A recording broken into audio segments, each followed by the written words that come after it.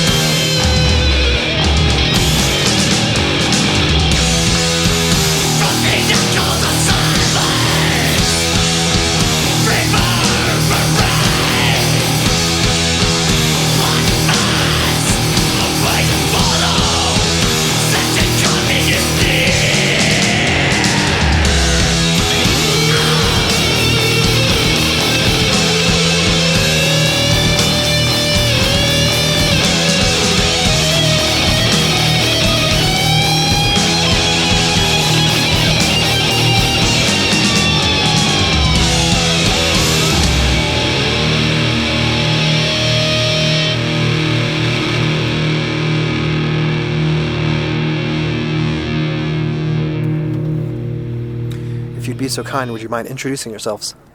Hey, I'm Ryan. I play guitar in High Command. Hey, I'm Kevin. I sing in High Command. I'm Chris. I play bass in High Command.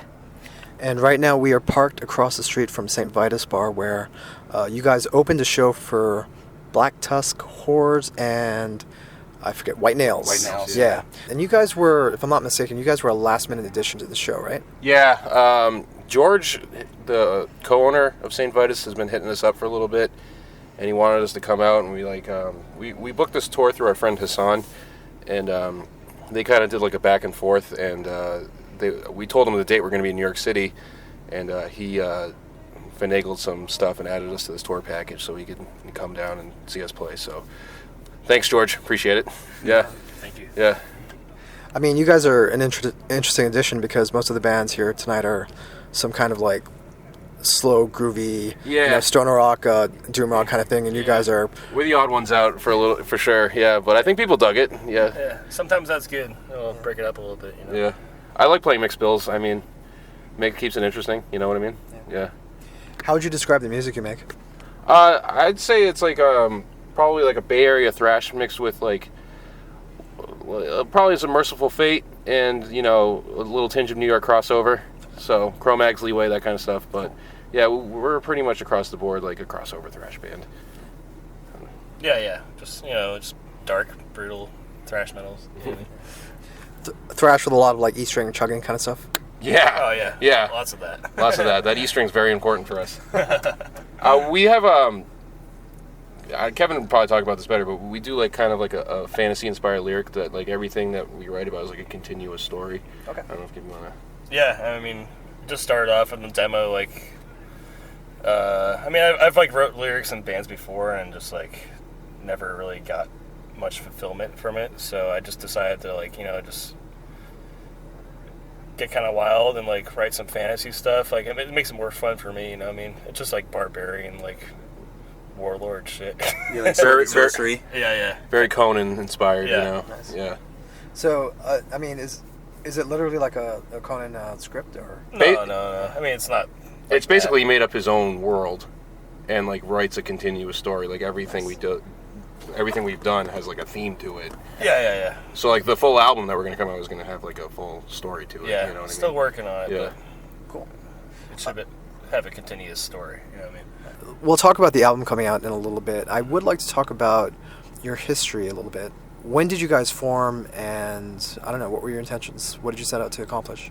Well, About 2 years ago, Massachusetts, it's like cold and shitty for like 8 months out of the year. Yeah. So basically, Even like this is kind of something we did to deal with like winter boredom, like where you can't really do much of anything, so you just sit in a room and play guitar.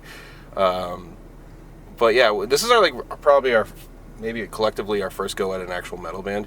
We all come from like the punk scene. Yeah, you we know? always played in hardcore bands, Yeah. punk bands, Yeah. yeah. So this is like our first run into like a full-fledged metal band. I mean, I grew up listening to metal. Same like, thing too. That's why I wanted. Before I got into finally punk, play. I was definitely into like Ozzy and Metallica and stuff like that. So this is kind of Definitely like Iron Maiden for me too. yeah, this is like kind of like us going back and getting back to our roots, like what got us excited to play music in the first place. You know what I mean?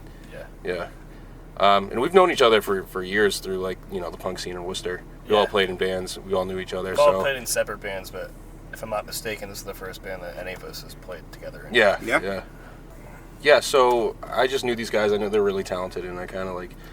It started off as like me and him.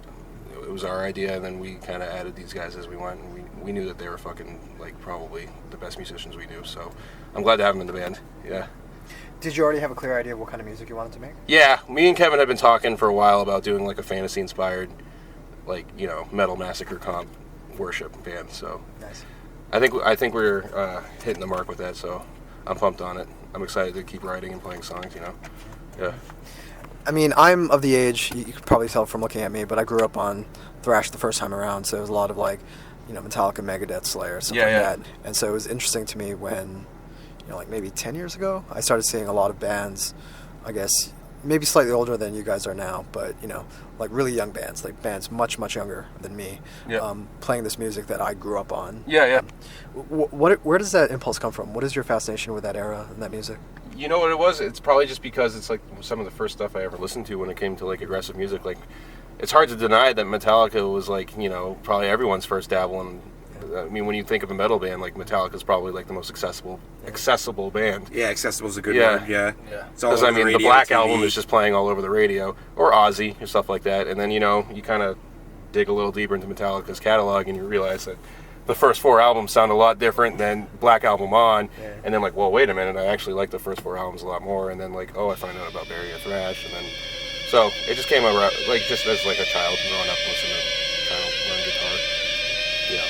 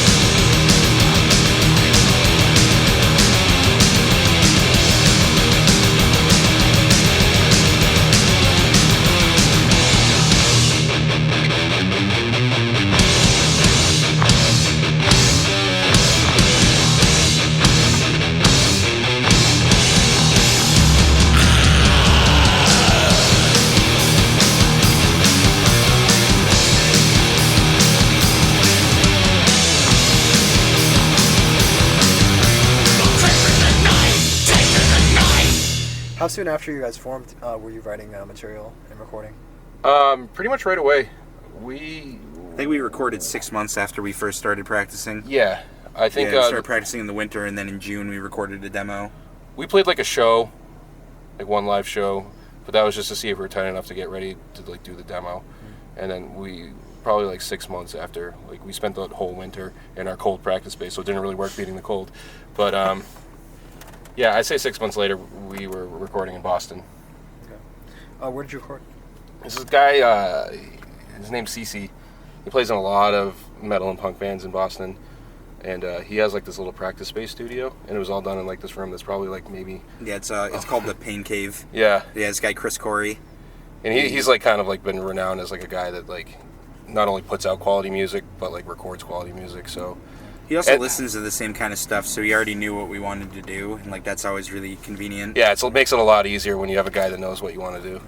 I mean, the room itself was probably like maybe twice the size of this van. It was like small, so he helped us like get a huge sound out of a small space, so it was awesome. That's great. Is the demo the only thing you guys have recorded? A 7-inch. Yeah, we have a 7-inch. Yeah, the next summer we recorded a 7-inch. I had kind of a year now. Yeah, about a year. I had a couple of songs kicking around that we had left over from the demo, but they weren't like really ready in time. We just wanted to get something out so we could start playing shows. So those two were kind of left over from that session. So yeah, it was about a year ago, and it got put out on Half Bad Records, which is out of California. And he usually specializes in like dungeon synth and stuff like that. But he's cool. He runs an awesome label. Everyone should check that out. Yeah. 80s synth rock is coming back the same way 80s thrash is coming back. So yeah, absolutely. People love nostalgia, man. No one wants to hear anything new. So you guys are working on new material right now, is that correct? Yep. Yeah. We're pretty much almost done writing it. We just gotta, when we go home, we gotta like work out the kinks in a couple more songs. But we're gonna have 8 new songs for a full length. That should be coming out early next year. Coming out where? Southern Lord Records. Greg hit us up over the winter and said he heard our demo in 7-inch and really wanted to work with us. So it was a real trip talking to him, you know. He was very humble about it. He's like, I don't know if you know who we are or what we do. And it's like, yeah, come on, man. I know who you are. I know what you do. And it was like honestly kind of mind-blowing to be asked by a label that I grew up listening to. Yeah, definitely. It's really cool. Yeah. I mean, that's like a quality label when you think of a label. I don't think there's like really one stinker in their catalog. He does definitely do quality over quantity, so it was an honor to be asked to work with them. And I mean, not for nothing, but they're a band that people pay attention to what they put out. Yeah. So if there's a sludge band on Southern Lord, if there's a power violence band on Southern Lord, people pay attention. Yeah, absolutely. Yeah. Southern Lord's killing it right now. He definitely has his ear to the ground and understands like what people are like getting into and stuff that he likes. So kudos to him for like doing his research and actually, you know, continuing to listen to new music, because I feel like a lot of people kind of don't do that, you know, especially with labels. Yeah. I mean, is it a concern at all that you guys really stand out from the label, or is that a positive? I don't think we really... I mean, he definitely has some bigger thrash acts on his label. Power Trip, obviously, and then... He's worked with a lot of hardcore bands recently, too. He's pretty across the board. I mean, I guess a lot of people do think of him as like a doom label or a sludge label because, you know, Sleep and Earth and all that. Yeah. But he definitely has a wide variety of genres within the metal, you know, community on his label. But yeah, me and him like talked on the phone for like an hour and a half. Like he's like, I want to call you and, you know, we'll figure out what, we'll go from there. And we like didn't even talk about like a deal or anything. We just talked about music for an hour and a half. And that's like what made me the most comfortable about it. Like he's a music fan too. Yeah. And it's always refreshing to like hear something like that, you know. Yeah. So, you guys are based in Worcester, Mass, where I was yesterday afternoon, because I took the bus back at around noon. Oh, really? And I visit Worcester at least once a year because one of my best friends lives out there. Yeah. I've never gotten a chance to see a show there, but you know, when I was in college, like I'd always see flyers for shows at the Palladium, and so I always had a sense that Worcester was a place where there were a lot of metal bands. And I think Friday night, like there was a King Diamond tribute band or something. Is there? Oh, really? I think I did hear about that actually. Yeah, there is. We got asked to play with them like a year ago, but it didn't work out. But I heard they're awesome. Yeah, I heard it's like basically like seeing King Diamond in a small space. So definitely check them out if you ever see that name pop up on a flyer because they're awesome. But yeah, in recent years, this dude Kevin we know, been like killing it at this place called Ralph's. Bringing a lot of good death metal to Worcester and stuff like that. So next time you're out there, you should. Yeah, he's booked Blood Incantation a couple times in the last few years, and there have been really good shows. A lot of people come out for him. He brought Immolation to Ralph's. Yep. Ralph's is like a 160-person cap room, so he like manages to finagle these massive bands into that room, and it's awesome. Immolation, he had Demolich. Yeah, that was a really good show. Yeah, he does a great job. Yeah. And actually like loves metal and cares about the community, so it definitely shows when he books a show. Yeah. I mean, Demolich, like, playing Worcester it's mind-blowing. Yeah. It sold out, like, real quick, too. So. Those guys had a blast, too. Yeah. They were real drunk and had a great time. Like, they had, like, a rider that they wanted, like, craft beer and stuff like that, and they were just, like, walking around, like, drinking all these beers that they didn't sell at Ralph's. And, like, the crew, like, some of the people that worked there were like, I don't know. And I was like, don't worry about it. Half the reason all these people are here tonight is because of that band, so. Yeah. How would you describe the scene there? Good. It's definitely, I think it's diverse, too. It's diverse, and everyone there is, like, pretty much friends with everyone, so no matter... It's a small city. There's only, like, 180,000 people in the entire city. So, like, everyone, in, this kind of music that's already kind of small, like, everyone knows each other. Like, whether it's, like, punk, hardcore, metal, like, everybody kind of knows each other in that town, yeah. It's just the kind of community where, like, people will just come out to hang out because you're friends and shit like that. Yeah, it's awesome. Are there bands that you play with that you want to plug? Face Paint. Okay.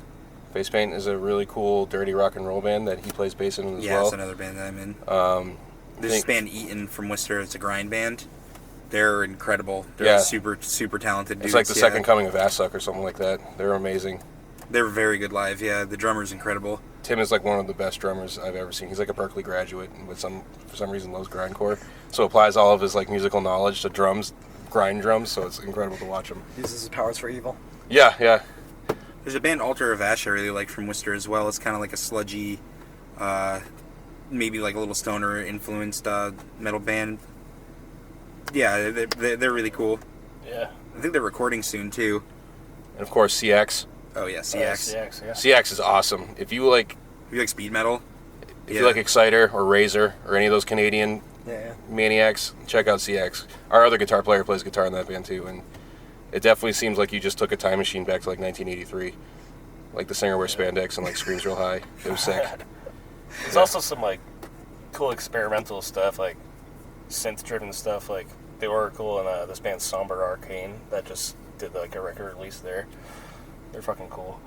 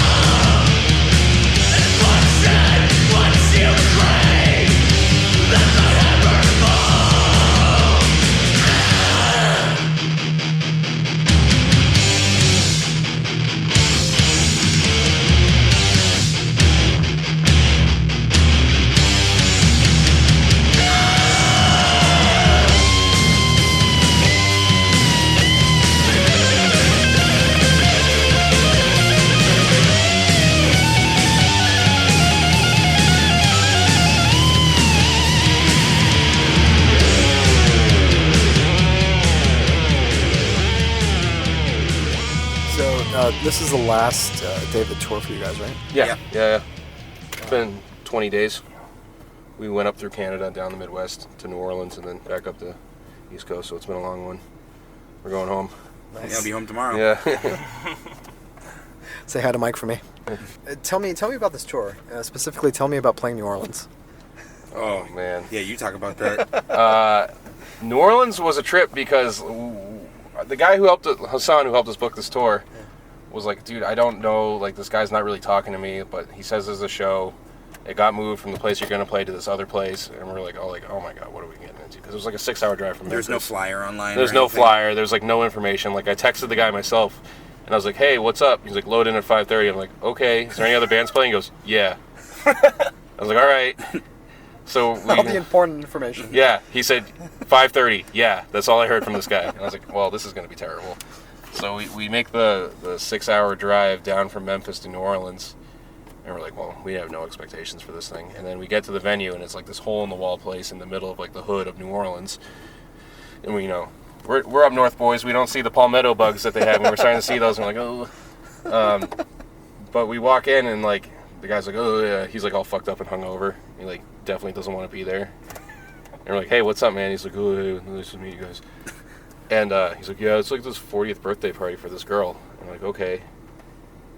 And then it turns out that the girl who was having the 40th birthday party was like the girlfriend of the guy who played guitar in Saint Vitus. And like he had like a punk band, like side project that hasn't played in like 10 years. I forget the name of it. It's called Debris. Debris, yeah. And it was him and like the bass player of Down. And like so. Yeah, he's like played in Goat Whore for a while. He played in Crowbar for a little bit too. Yeah. I wish I could. I can't think of his name right now too. So we went from going to have like no expectations, thinking it was gonna suck, to playing with like two of our heroes, like bands we grew up listening to. Yeah. So it turned out to be an amazing time. People came out for that. So. Yeah. It was really fun. And it was like a barbecue party. Like there's a water slide. Like people were cooking jambalaya and like ribs. Yeah. So like we had a blast. Nice. Yeah, it was like one of the most fun times we had on tour. Yeah, it was a good time. Yeah. Right on. But I guess I just heard like New Orleans is like that. Like no one has their act together. You just kind of have to wing it and like hope for the best. So it worked out. Yeah. Cool. What's in the future for you guys? What do you have next? We're gonna get back home. We're probably gonna. Well, actually, we have a homecoming show Saturday at Ralph's. This band Crazy Bull from Philly's playing it, and everyone should check that band out because they're incredible. It literally sounds like you're listening to like Blue Cheer meets like Leonard Skinner or something like that. It's like it sounds like you're in the 70s when you listen to it. We're gonna do that, and then we're gonna get back to writing, finish up the album, and then probably record. Yeah, November, and have the album out early next year, and then from that probably start touring again. Yeah. We're gonna have probably a busy year once that album drops, so you'll be seeing us a lot. I hope. Yeah. Mm-hmm. Right on. Yeah. More barbarian shit? Oh yeah, lots of swords. Lots of Shit swords. like Yeah. We play D&D, so if you want to come roll some dice with us, let us know. Right on. Yeah. I didn't bring my 20-sided dice on this trip, but I usually have it in my backpack. Yeah, hell yeah. What edition do you play? I haven't played in so long. Yeah. So when I was in high school, we used to play Forgotten Realms. Yeah. Oh, cool. Forgotten Realms is awesome. Yeah. Dude, check out 5th edition, the newest one. It's actually awesome. I think it's really fun too. It's almost like, everyone like does like, oh, 1st edition AD&D is like the best. It's just like pretty much reminiscent of that, just a little tweaked. No joke. Do you know where I got my dice from? Where? That's Entertainment in Oh. Worcester. Are you kidding me? Hell I'm yeah. kidding you at all. Yeah, I love Hey, we have that place. in common, man. I got my dice because they were weed colored, and the guy's like, yeah, they're weed colored, and that's how I got them. The dude at that store has been supporting my friend and his comics for a long, long time. Yeah, he's an awesome dude. Yeah.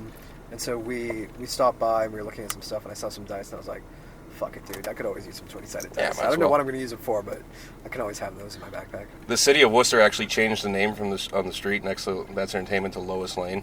Nice. Yeah, it's like legit Lois Lane next to the street. It's awesome. Excellent. Yeah. Is there anything else you guys want to talk about? Razzle, you're hopping in the van. You want to say anything? No. All right, I think that's it then. Awesome. Thank you guys so much. Thank you very much. I appreciate it.